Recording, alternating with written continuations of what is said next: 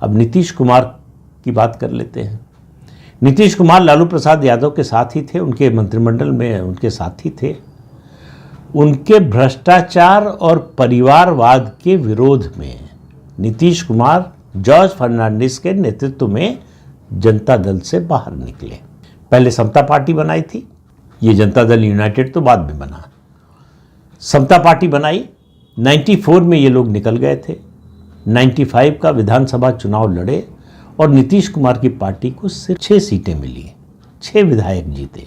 ये 1995 के विधानसभा चुनाव में नीतीश कुमार की राजनीतिक हैसियत थी, चुनावी राजनीति में, बिहार की राजनीति में। वो समय देखिए और आज का समय देखिए, दोनों की तुलना नहीं है। कहाँ थे नीतीश कुमार, कहाँ पहुँच गए, लेकिन ये सफ़र तय कैसे हुआ। फिर दूसरा निर्णायक मोड़ आया 95 के बाद, जब 2000 में चुनाव हुआ तो हंग असेंबली आई और बूटा सिंह उस समय गवर्नर थे बिहार के। उन्होंने खेल किया। उस समय नीतीश कुमार के नेतृत्व में सरकार बन गई होती, गैर कांग्रेसी सरकार, लेकिन उन्होंने असेंबली भंग कर दी।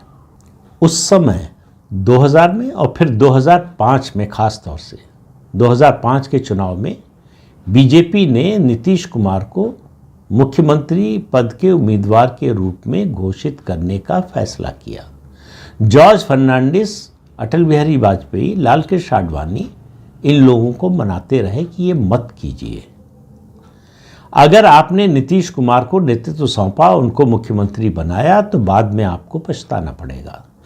उस समय जॉर्ज फर्नांडिस के साथ दिग्विजय सिंह थे, जो अपने प्रशंसकों के बीच में दादा के रूप में जाने जाते हैं।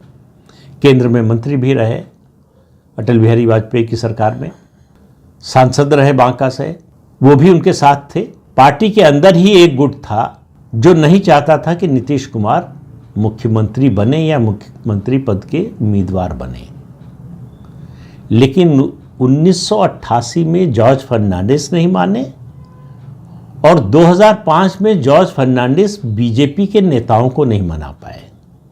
तो ये नहीं माने और नहीं मना पाने के जो 2 मौके थे, इसने पूरे बिहार की राजनीति को बदल दिया।